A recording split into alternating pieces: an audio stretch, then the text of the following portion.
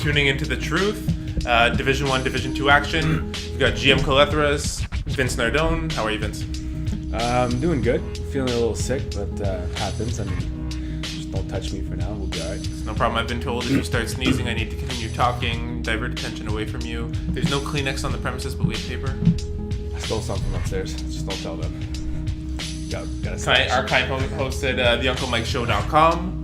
If you're tuning in on Flag Plus Podomatic, you can always find us live at theunclemikeshow.com, usually between the times of 10:15 and 10:30 is when we record.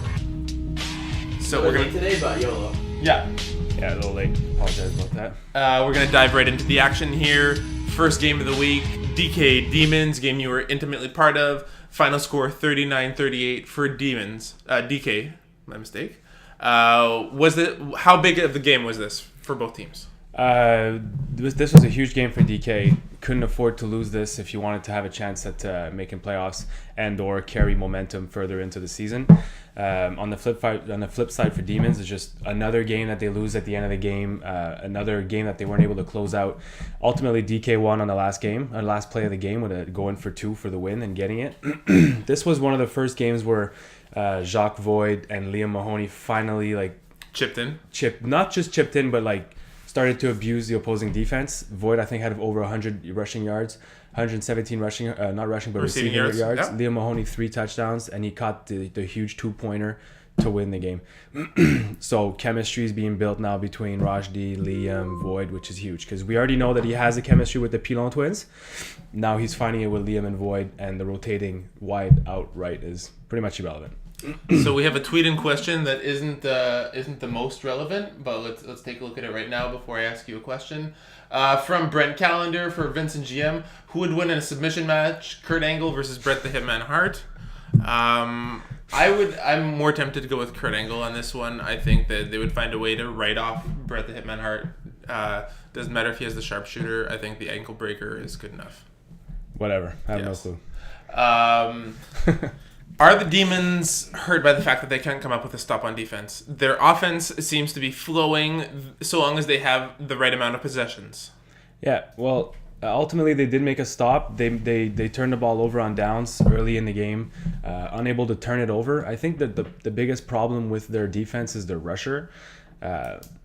He's speedy, but he finds a way to become irrelevant in the game. He never puts his stamp on the game. He needs to get that sack. He needs to create more pressure to rush the throws, and he hasn't found the ability to do that.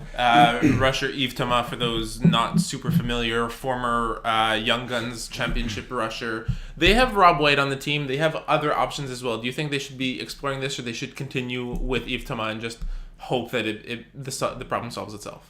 I don't know that there's a better rusher. It's not that he's a bad rusher. It's just that he's just not he's a fraction of a second too late because he's fast. We know he's fast. He'll get there. He got under Marco's skin when he played against the D-Boys. So he has the ability to fluster a quarterback. He's just he's not. He doesn't make key plays when the defense needs him. You can't always rely on a pick or on a turnover. Sometimes you need the sack from a rusher to at least push them back and make them force things deep.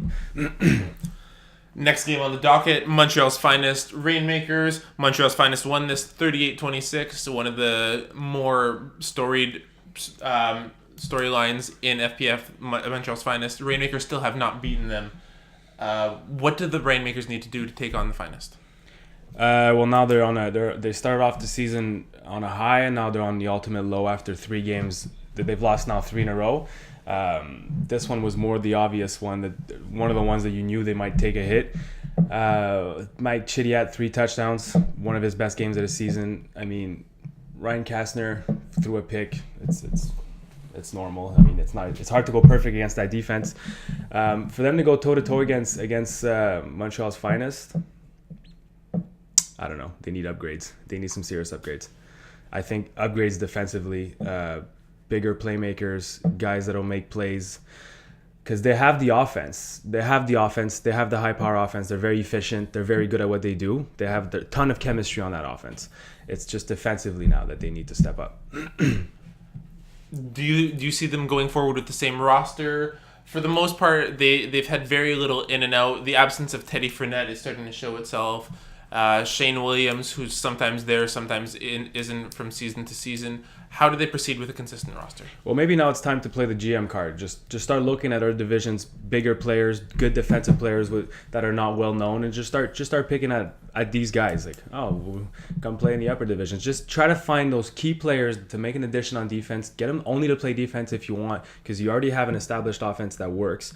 You just need to add maybe size, an aggressive defense. Who would you add to this team? One player in Div 2 or Div 3. Who would you add to the Rainmakers?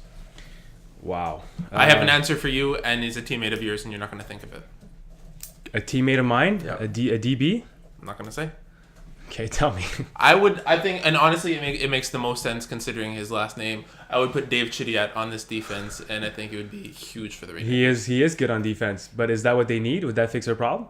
Well, you're talking about you need bigger bodies, more, I guess, for lack of a better word, more relevant defenders who can come up with those game-breaking picks at times. Whereas the chemistry of the Rainmakers defense seems to be their success and sometimes their downfall as well. Okay. All right, that's fair. Question from Eagle as well. If you sign with the Rainmakers, what's the first change you'd make to their defense? If I sign with them? They can poach you. Poach. At first change I would switch up their play calling, because it almost becomes a little bit obvious what they do. They don't really roll coverage. They don't shoot different gaps very often. I would sophisticate their defense more. We have a text in from Rob Campana, actually, just for note on the Rainmakers. It's the first time they have Mickelberg, Chidiat, Kramer, and Sinat all together. So yeah, Sinat, super underrated athlete in this division as well. Looks like Bobby Mickelberg was absent from this game, though. Well, the strong side of their offense is that left side with Sinat and Chidiat, Kramer lining up on the left side. Kramer didn't have a big game here, but was Kramer there? Tim Kramer and Bobby Mickelberg both absent. Tim Kramer rusher.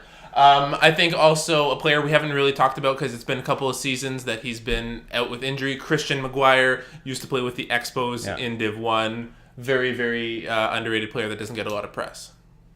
All right. Moving on, so we don't dwell too much on this game. ONS Cold Fusion. We watched this game. We watched it unravel, and then Cold Fusion tried to catch up, but ultimately ONS won it 46-37. We were both of the opinion that Cold Fusion were relying way too much on the trick play for the convert, and ultimately cost them the game. Do you think that Cold Fusion's point of a whole trick play and a convert has worn thin? Well, it's no longer a trick play when that's the only thing you do, right? Every single time they went for 2 points, and they always do the same halfback drop, and they give it to him, and then he's unable to make a throw. Yes, they come close, but they never get the points. If you score 6-7 times and you always leave those points off the board, that's a whole touchdown. That's a touchdown. That's a win. That's a win in this game. Now you remain undefeated. Why win a championship on extra points? Well, that's the thing. If you just go for one, or if you get one of those twos, at least one, okay, it compensates for 2 ones that you could have gotten. But they never get them. They never ever get these extra points. That cost them this game. Essentially, a trick play for Cold Fusion would be to have one person line up in the backfield and throw the ball. That's what she said.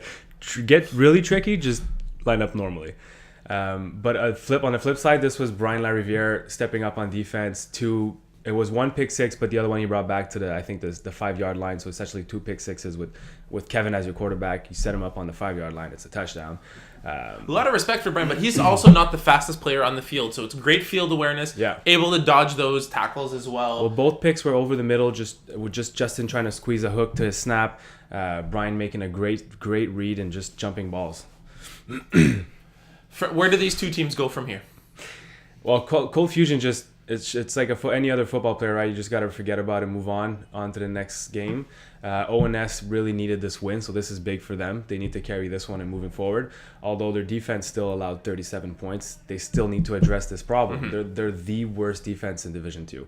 I guess the worst defense with a winning record. I'm doing my article and I'm doing a report card style, and I use their offense as like the number 1 offense. So I'm basing everybody else's numbers against theirs, and then I use their defense as the worst defense and basing everybody else's numbers against that.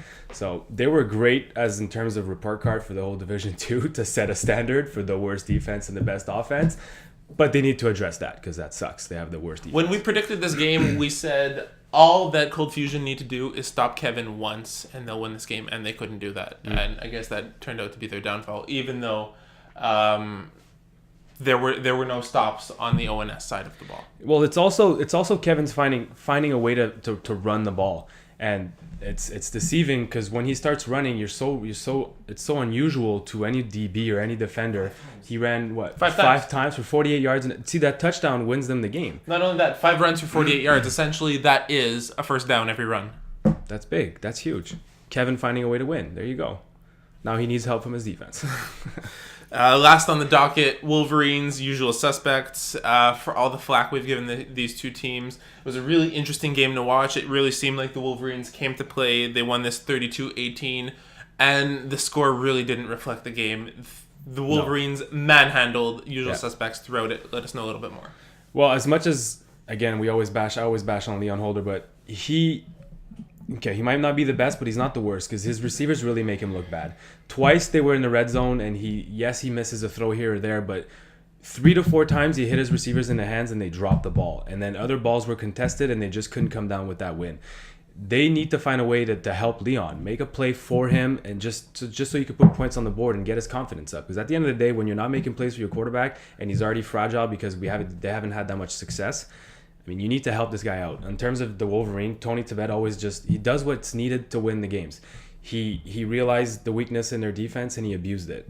They had 2 guys line up on you. You mentioned this. Yeah, no disrespect, but like there's players who do so well in lower divisions, but finding them and just picking them up off the street and having them say, "Hey, you want to come play in Division 2?" is not the best way to do things. No disrespect to John Augie, Zach Goldstein, and Sean Collins. They're good players in Division 5, but picking them up and putting them on a Division 2 field, Tony knew right away where he had to target and abused that matchup.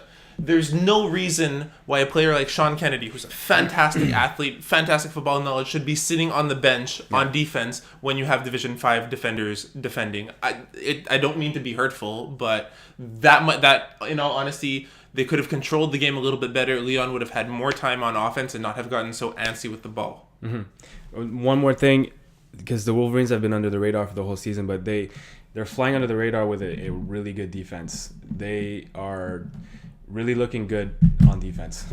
I just felt scrolling down to you see passes defended. Mike Cherfagini, who throughout the spring season had 1 sack in the entirety of the season, has 3 in this game, had 2 big sacks last week. It seems like he's finally starting to figure out the rusher position. The defense is able to compensate for that as well. You can see that they're swarming to the ball. Rafi making a bunch of plays. Theo's on his way to maybe a defensive player of the year for Division 2. This defense is stepping up. So it's your favorite time, not mine, but I guess it makes for good podcast. Rapid fire. Once again, we have some questions that I have not been prepped for. I'm going to answer candidly. Apparently, you've stacked the deck for me this week. Nah, not too bad. Okay. Do you want to get I got one for Eagles since you told me that you don't watch Suits. So that one's going to be directed his way. But until then, let's go with this. Okay. So I'm going to ask you to pick a player and explain why you picked that player over the other one. Simple? Yeah. You can figure that out. Good. Jeremy Cola or Mike Cherfagini? I take Jeremy Cola. He's a little bit more disciplined. We're talking about rushers, correct? Yes. 6 sacks for Jeremy and 8 sacks for Mike. Mike plays for Wolverines, and Cola's my rusher for Legends. Yeah, I think Cola doesn't get a lot of press that he deserves. He's a very disciplined rusher. Even if he's not getting the sacks, he's forcing that throw to be taken off in much quicker time than Mike Cherfagini. Most quarterbacks have a tough time getting around Cola, and so will dump the ball off, or maybe this creates more incompletions, more rushed throws. Great player as well. I don't know Cherfagini as well, but I see Jeremy Cola on and off the field. Great guy. Would love to have him on my team. Yeah, and playing with him, I could tell you that he should have probably double or triple the sacks. He's missed a ton of tackles this year. And he's probably listening, and now he's going to bring this up. And I'm sorry, Jay, but I got to say the truth. Tony Tibet or Leon Holder? I've won a championship with Leon Holder. And did you? Yeah, Dark Horses, winner 2011. It's true. Division 3. Wow. It all started with the win over Serve with Ice. Yes, it did. You were there. Yeah, I know. As much as I've mentioned, I've won that championship with Leon, but given the right tools and the right chemistry, I think Tony could be a winning quarterback, and I would go with Tony in this case because he's more consistent. All right. Joël Hull or Maxime Dupuis at quarterback? I think right now, Maxime Dupuis, even if you ask him, he's not a quarterback for this team. He's filled in before. He filled in on Body Hype last year. I think between the two, Joel Houle would be my pick, being a McGill QB as well. Needs a little bit more coaching in the area of flag, just calling the plays that work in this league. I think once he finds his groove, he'll be better than Dupuis, who is a great center, great receiver. Mm-hmm. Okay. Okay, fine. This one's gonna go towards Eagle. Mike Ross from Suit or Turtle from Entourage? You mean Tony Corey from Cold Fusion? No, I mean Turtle. I'm gonna go with Mike Ross from Suits. I find Turtle to be a little bit annoying at times. Like, he's just that guy who's always in your face and always like really hyperactive. I find Mike Ross is much more cool, calm, collected, likes to get stuff done. Reminds me a lot of me because he's driven. The whole lying part. So if you were to go for a drink with either or, you'd go with Mike Ross? I would go, well, again, depending on the purpose of the drink. If it's to actually just go for a drink, probably Mike Ross. If it's to go, like, to pick up chicks, probably Turtle, because he would make a fool of himself, and then you go, I'm sorry for my friend, can I buy you a drink? There you go. So you got it all figured out. Good for you. Mm-hmm. All right. Back to you, GM. Mm-hmm. Serge Pilon or Charles-Antoine Sinot? Oh, that's a rough one. I just finished saying how good Seiya Sinot is as a player. If you're willing to take the responsibility to keep Serge Pilon in check, to be fair, Alex is the harder one to control of the Serge two. But honestly, I think Serge is a very versatile player. Can play receiver, can play center. You can plug him in on defense. I would take Serge Pilon. I find him a little bit more versatile, and he has the speed. He does have the speed. I would not. I play with these guys because I would never want to line up against them. For snappers now, Jean-Christophe Mercil. Fine. Jason Mercil. And then Anthony Como. Oh, that's a tough one. As celebrated as Como is as a center, he's a beast. He runs corners like no other. JC Mercil just has phenomenal hands. He runs his routes crisply, knows how to get open. And we've talked about how Terror Squad are struggling in Div 1. It's not JC's fault. You see throws to JC are always open. He always makes the catch. He knows how to get separation. So of the two, I think he would be the bigger benefit to a team. Yeah, I think he's also a little bit more athletic than Como. Just don't get in Como's way when he's running at you. No, exactly. Tough to tackle. I gotta kill you. Vinny Galano or Derek Kastner? For centers. Yeah. I think that Vinny has that deeper speed that you don't normally see in centers. Derek Kastner is fantastic. He has that great relationship with his brother, but he's very much a possession receiver and a little bit of a system receiver. Whereas Vinny, although his snaps are not as consistent and not as good as Derek's, he makes up for it with the fact that he can beat you on deep routes and short routes. Okay, moving on to questions now. If you had to tell the Demons the truth, what would you say? You need to get a stop on defense in order to even consider making playoffs. Wow, that's the truth. Perfect. What do you think should be Theo's suspension? If you want to... Do you just fill everyone in on what's happened so far, at least of this week? I got this. I wasn't there. I didn't see it live. I got the story from a good source. Basically, they got rowdy during their game. Him and SEC. There was some shoving around, a little bit of fighting, a little brawl broke out, and I was told that it started with Theo pushing SEC into the curtain. This is not the first time that and I believe it because I've seen Theo do it live in front of me to one of the Pilon brothers. So this isn't the first time that he's done this. And if you go into disciplinary, he's loaded with OCs and URs. It becomes extremely dangerous at this point because I mean we don't play flag for this reason. We have more to lose than. Nobody wants to show up and get injured. That's not the point here. And when you don't want to run your route because you think he might throw you into a curtain, it goes against the product, right? This looks bad on the product being flag football. Especially a CFL receiver. Especially a CFL receiver. Yeah, exactly. This could be his livelihood. I'm going to start by reiterating the fact, although I guess it goes without saying, my views are my views and my views alone. I'm not on the disciplinary committee anymore, and I have no input with them whatsoever. So what I'm about to say here is only for our benefit and anyone listening. I think it's absolutely childish and ridiculous. A former league employee of that should fucking know better. This is the first time I've said that, but honestly, it's really the case. It's ridiculous. He's been warned before. For some reason, it doesn't really seem to be getting through. If I were on the disciplining committee, if I still were, I would push for a entire rest of the season suspension throughout the 2 teams that he plays on. Honestly, it seems almost like Theo is one of the top caliber players in this league. Yeah. But at a point where he seems to get rattled or sees someone who's performing better than him, it seems to get under his skin. And if the indication that he got into a fist fight at a charity tournament and still is acting this way is not enough. There's no other way he's going to learn. Like, a warning isn't enough. Something has to be done. And it sucks because, like you said, he's one of the biggest competitors in the league. Like, he's so competitive. I'm competitive and I don't like losing and I don't like people catching balls on me, but I'll never be impulsive or irrational to the point where I'm going to try to get into a fight with a player. Like, you make a catch, you make a catch. If he's talking to you and he's getting under your skin, be the bigger man. There's no need for what he's done now over and over. And it sucks because he's a great guy off the field, but when he puts on those cleats and he gets on the field, he becomes so competitive that he almost loses himself inside the game. What is he saying over there? Just honestly, I don't get why this is happening, especially in the top tier divisions.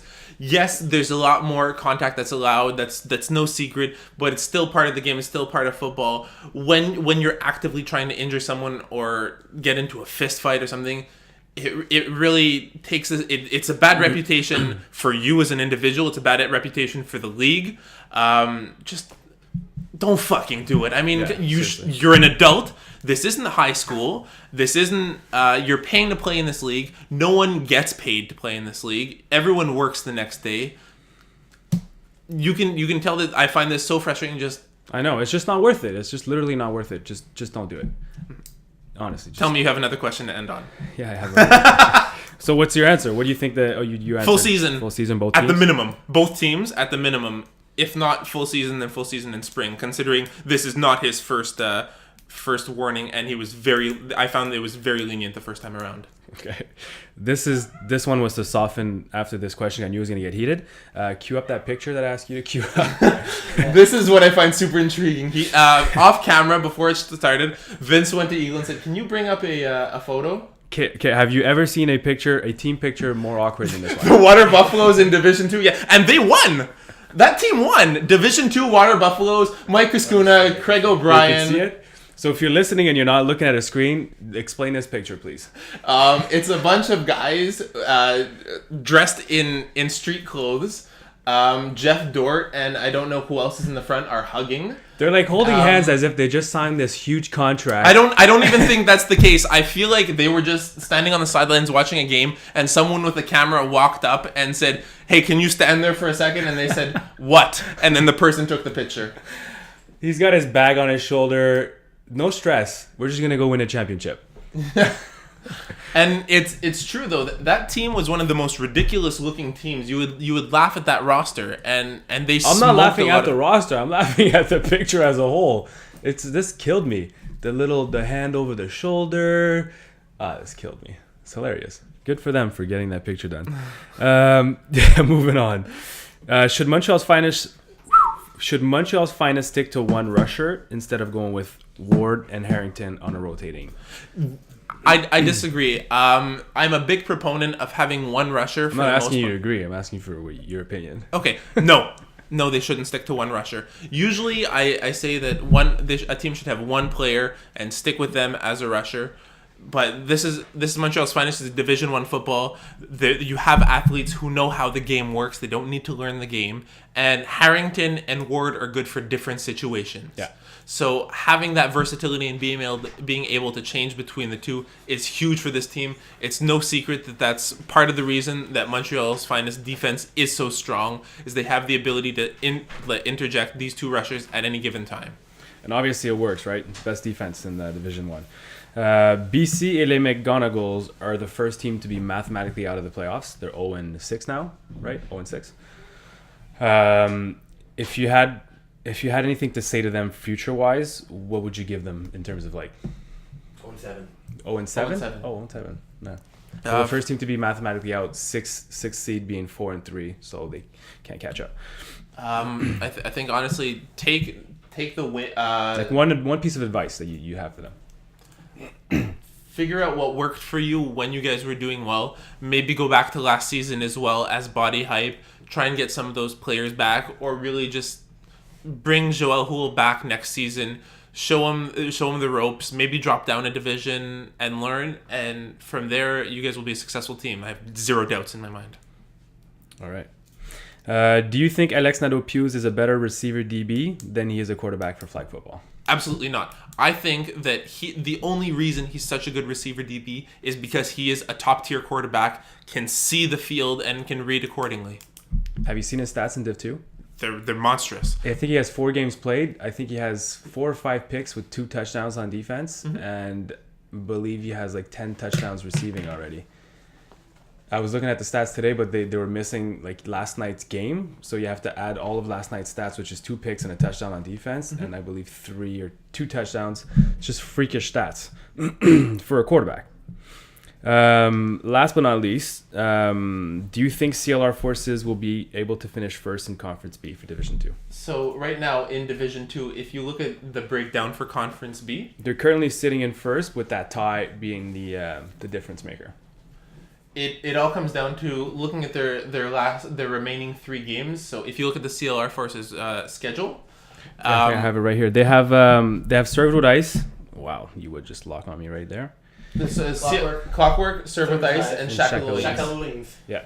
And it's going to be difficult for them. They need to win out and hope for some help because of the fact that Legends have that head-to-head on them. So even now, if you look at the playoff standings, which we're going to touch on after the break, looking at Conference B right now in Division 2, thank you, Eagle.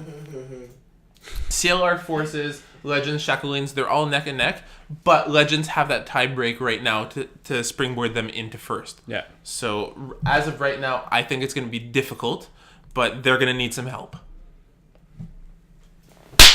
We're going to have a quick break. We're going to discuss playoffs when we get back and do some quick game predictions. Beauty. Calling the Audible has been brought to you by the English Montreal School Board's DEAL program. Distance education for all learners will allow you to obtain your high school diploma or prerequisites for CEGEP or vocational studies from the comfort of your own home. It's never too late to go back to school. Learn anywhere at your own pace and get your diploma. Call 514-788-5937 for information or visit www.distanted.ca for more details.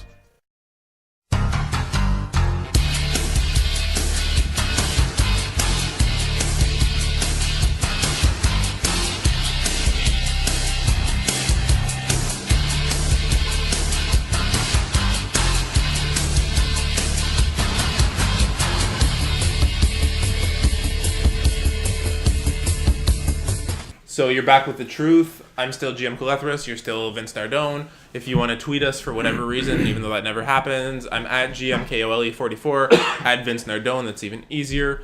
We're going to do a quick delve into the playoff breakdown of how it will work, and then we'll do some quick game predictions. So for Division 2, Vince, you want to take it from here? Just educate for those who are unaware. Yeah, I had it in one of my articles. If you don't read my article, it's basically top 6 both conference, 1 and 2 both get a bye in both conference, and then it's automatic bye to the quarterfinals or conference semis, basically. So for Conference A right now, you got Cold Fusion sitting in the first place, Chernobyl Circus sitting tight in second, Clockwork in third, Wolverines in fourth, which is my surprise of the year. 5 is ONS, making their way back up after a rough start, and Wolfpack at sixth. Conference B, CLR Forces, Legends in 2 and second, which are I think it's 1 point behind. We don't have the points up there, but it's the tie that's making the difference. Shaka-Louise, Flag Football Fantasy, and Gladiator in 5th, and Served with Ice in 6th. However, ties actually don't make the difference, so it's possible that Legends may actually be ahead in first right now because it goes by wins, and then the tiebreaker after that is head-to-head. So pull up the pull up the Division 2? Yes. You need to prompt him. He needs to be like he Sorry. needs to be massaged into doing this for him. You have to say, if we look at the Division 2 standings right now, Because look, they're 5-1 with 11 points. That tie gives them a point. it goes by wins, not by points. So right now, Points Legends are actually in first. Legends, first of all, are divisionally 5-1 wins. They have the head-to-head on CLR Forces. There is no way why Legends should not be in first place. Why did I not know Sailor that? Forces has 11 points. Yeah. Legends has 10 It's 11 It goes points. by wins, not points. points. It has to be points. Tie gives you a point. Okay, Yeah. Right? my mistake. Yeah, I was gonna say, well, have I been deceived my whole life? All right, moving on to Division 1. Yeah. Okay, you go for it. Yeah, for sure. So it's 3 out of 4. You have the crossover rule in effect. We've talked about that. Top seeds get a bye into the semifinals. In that case, it would be Flagmont-Sac in Conference A and Montreal's Finest in Division B. Surprise, surprise. Surprise, surprise. The funny thing is here is Demons, Express, and Terror Squad all have one win, but they've all beaten each other. Yeah, they're cannibalizing each other. Yeah, basically. so it's gonna end up being it points against as a tiebreaker at the end of the day, right? Which is going to be real interesting Yeah, to see. this is gonna be crazy. 2 wins could win. It could get you in the playoffs. So we're a little short on time. There were a lot of games I wanted to recap, but maybe just a couple of sentences on each. Rainmakers, Demons, speaking of. 2 teams that seem to be going in opposite directions right now. Rainmakers were 3-0, are 0-3 since Adley Dufour has been hurt. They've been having some roster issues. Demons, we mentioned her having defensive troubles right now. Rainmakers can't keep going down this slide. They need to find a way to win, and I think this is going to be where they make their turnaround. So Demons are in rough because they also need to get some wins, but Rainmakers are going to come out on top for this one. You know what? I think I see that one happening as well. It's going to be another close game with the Demons, but I think the Rainmakers are going to find a way here. Yeah, I think Ryan is just going to pull through. Flagmont-Sac Express. Is this a must-win game for Express? They're all must-win games because either Demons, Express, or Terror Squad, they're all playoff games now. You pull through on one of these games or 2, you're into the playoffs, and then you never know what happens from there on out, right? Doesn't matter whether you finish 2-8, 1-9, or 3-7. If you're in the playoffs, you're in the playoffs. So they are all must-win games. Express versus FMS or Flagmont-Sac is a big game. I feel like this could be a trap game for Flagmont-Sac. Alex Nadeau-Pius needs to be on point here. Express will step up their defense against this team, knowing that like Pachinard is gonna pump these guys up, knowing that this is the game they need to win. This is the one. If there's one left on their schedule, this is the one. I don't know if I can see it happening right now. Flagmont-Sac have been doing very, very strong. They were neck and neck with Montreal's Finest when they played. They seem to be doing no wrong, and I think that it's going to continue right now. Okay, fair enough. I picked Flagmont-Sac as well. Perfect. I didn't ask. But it helps that you gave me a prediction because you can't really give me a prediction for this one. I know you want to talk about it, though. The big rematch everyone's been looking forward to. D-Boys. This is where DK. the thing about Theo is super, like, it's just so gay. Like, you want to play D-Boys at their best, and you don't want them to lose players because Gay it's not stupid. being a homosexual it's- derogatory term. Sorry, That's okay. It's just whack because you don't want to play D-Boys without Theo. You want to play D-Boys at their best, and without Theo, then they're not at their best. And I just hate that happened. I hate that happens. I'm really excited for this game regardless. Honestly, I know you would love to play them at their full strength, but when you make your bed, you have to lie in it. I know it has nothing to do with the rest of the D-Boys, who I'm sure are equally frustrated at the antics and actions. Well, I'm sure they're gonna they're probably gonna bring in Giddens, and it's a fair trade. I like DK in this game in D-Boys without Theo. I think that Rashi will have learned a lot from the week 1, not massacre, he's but excited manhandling. I think that it's going to be one to watch. Unfortunately, Ryan already plays in this game, so it can't be filmed. But we might. Well, this week is Div 2 anyway, so Yeah. Regardless, I would have wanted to have this you game film done. Okay. Depending on if I'm scorekeeping or not, that sounds like a you very film it. valid idea. No, I have too much to do. Always complaining, Eagle. Chernobyl Circus Gladiator. You can give me a pick on this one. You want to pick on this one? Chernobyl Circus, Gladiator. I watched their game last night. They look good. Like I said, Alex Nadeau-Pius is... he's crazy. He's all When over he's the there. field. He's flying. He's deceiving. For a guy his size, Yeah, he just flies around the field like non-caringly, like he's hovering almost. But Chernobyl Circus looking good. Great defense. I talk about them in the article in terms of rushing. Alexandre Gatier. With the wingspan that he has, he takes away a lot of your angles, but he's easy to beat. He's basically 3 eagles standing on each other's shoulders. But he's easy to beat, to either buy time or to run. So that kind of, it kills your defense. It kills your momentum. So I feel like they need to have Pat Chenard rush in key situations just to throw off the quarterback. Not that you can throw off Frank Lebeau, but for that reason, like Gladiator, every time I pick against them, they win. I don't even know what to say. I'm going to go with Gladiator. I like Gladiator for this one as well. I think that there's a few holes in Chernobyl, despite their best efforts when they do the best for team management that they can. But I think the chemistry and the ball management of Gladiator is going to really eat at them on this one. Wolfpack, the Commission.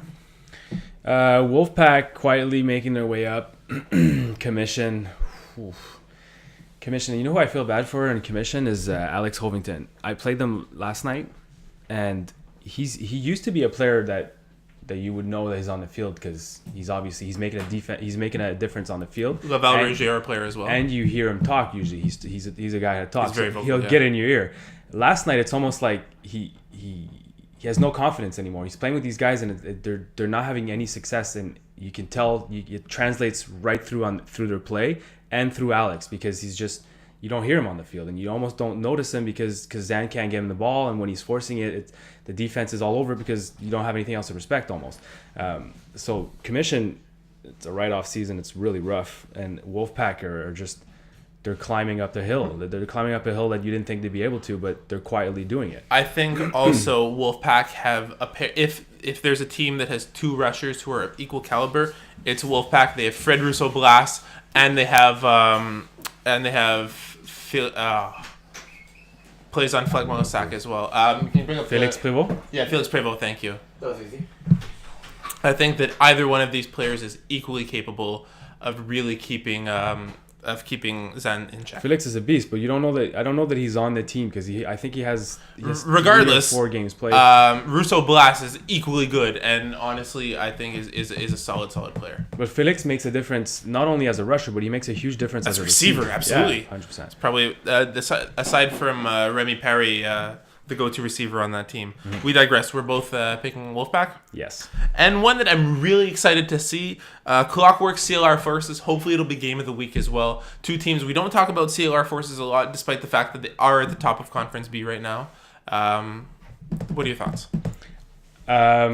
Again, CLR Forces, they haven't been challenged all season long. When they had a team on their schedule that had a chance to just finally get to see what they really made of, quarterback doesn't show up. Nate has to throw for FFF.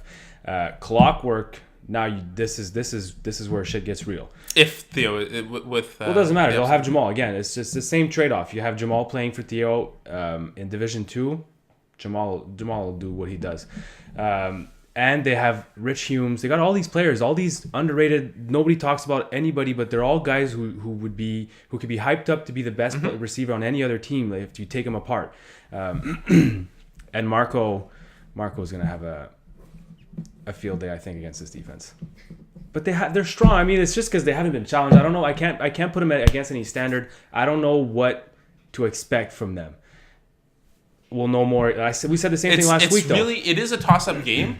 I think that the CLR Forces offense is very reliant on Fred Dupree to make that quick first read. So Clockwork's defense is really going to have to jam the receivers, really do everything to limit the deep ball along the sidelines, really do well. It's going to come... Honestly, this is going to be a possession game for me, but I think the Clockwork will take it. But Fred Dupree, there's nothing between the 10 and 20 yards. Everything's under 10 in hooks, and then you got... Or the backup drag. And the backup drag, and in the little chairs, it's predictable. Dupree's got... He runs, he gets excited, he yells. You know what they're doing. You right. You understand. You get it. I know what you're doing. Clockwork can't be stopped. This is gonna if they can beat Clockwork, they're gonna get all the credit in the world from me. 100%. Until you beat a good team, you get nothing from me. So that's it for us. That's it. We'll be discussing playoffs more. Thank you, Don. We'll be discussing playoffs more as the storylines start to unfold and we get closer and closer. But until then, You're Vince Nardone. I'm Jim Glytheris. Stay tuned for my article. It's gonna come out. I've been sick and not able to write, and it's almost done. I should have it up by tomorrow for your report card of the year. And that is the truth.